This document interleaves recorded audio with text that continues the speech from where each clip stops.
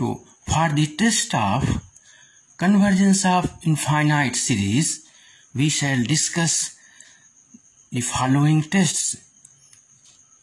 अनंत श्रेणी के अभिसारिता का परीक्षण करने के लिए निम्न टेस्ट से हम किसी भी श्रेणी की अभिसारिता का परीक्षण करेंगे।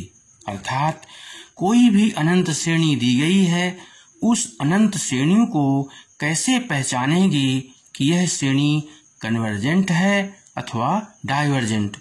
इसकी जांच के लिए सबसे पहला काम श्रेणी का n वां पद ज्ञात करना। n वें पद को ज्ञात करने के बाद इन निम्न परीक्षणों की सहायता से दी गई श्रेणी के अभिसारिता का परीक्षण करते हैं। तो सबसे पहले प्रश्न को देखते हैं। प्रश्न से श्रेणी का n वां पद un निकालते हैं। श्रेणी का n वां पद क्या निकालते हैं? un।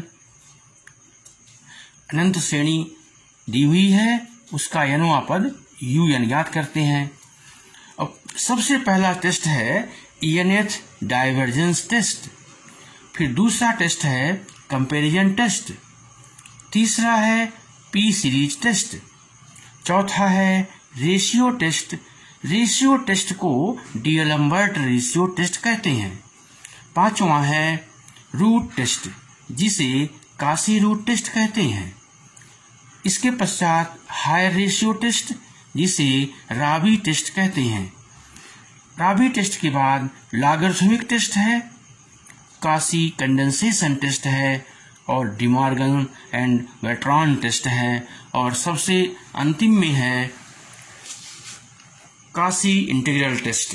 ओके, तो इस प्रकार से सबसे पहले हमने इन टेस्ट को बताया जो परीक्षण में उपयोगी हैं, और इन टेस्ट में 3 या 4 टेस्ट भी अच्छे से यदि मालूम हो जाएंगे तो मैक्सिमम प्रश्न सॉल्व हो जाते हैं।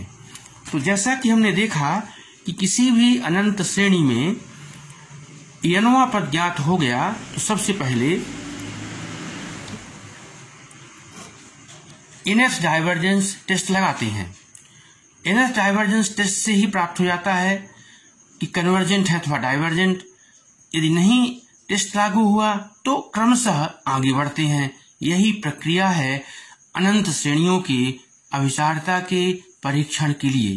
ओके, तो क्रम बाय क्रम हम स्टडी करेंगे इन टेस्ट के बारे में कि कोई दी गई अनंत श्रेणी किस प्रकार अभिसारी है अथवा अपसारी। Okay,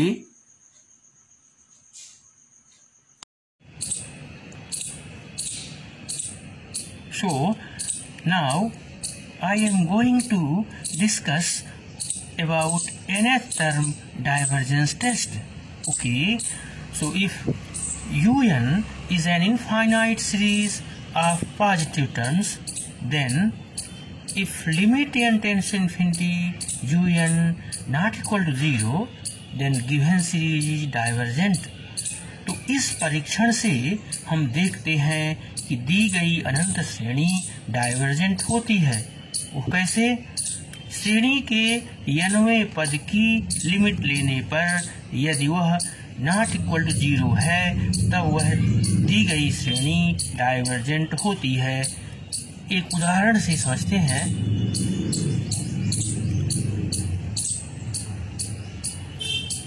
one by 2 plus 2/3 plus 3/4 plus so on. Okay, तो सबसे पहले इस श्रेणी का n वां पद ज्ञात करते हैं। तो श्रेणी का n वां पद nth term of the series un equal to, तो फर्स्ट टर्म 1। तो सबसे पहले इसमें हम n वां पद ज्ञात करने के लिए सावधानी रखते हैं कि प्रथम पद क्या है, द्वितीय पद क्या है, तृतीय पद क्या है, इसी के करस्पॉन्डिंग n वां पद निकालते हैं। तो प्रथम पद में न्यूमरेटर में 1 है, 2 है, 3 है, तो n वें पद में n होगा अपॉन 2, यानी 1 से अधिक, यहाँ पर 1 से अधिक, यहाँ पर 1 अधिक, तो n प्लस 1। ओके, ये हो गया n वां पद। अब इसकी लिमिट ले लेंगे, तो limit n tends infinity u n equal to limit n tends infinity n upon n plus 1 this thing. Okay, so here limit n tends to infinity n upon, यहाँ से n बाहर करेंगे, so 1 plus 1 by n 1 by 2 and taking limit, so this should be 1 upon infinity 0 1 not equal to 0. Okay, अतः दी गई श्रेणी divergent होगी. Okay, तो सबसे पहले सबसे सरल टेस्ट है, किसी भी अनंत श्रेणी का परीक्षण करने के लिए nवें पद की लिमिट लेते हैं. यदि वह नॉट इक्वल टू 0 है तब उसका रिजल्ट डाइवर्जेंट होता है.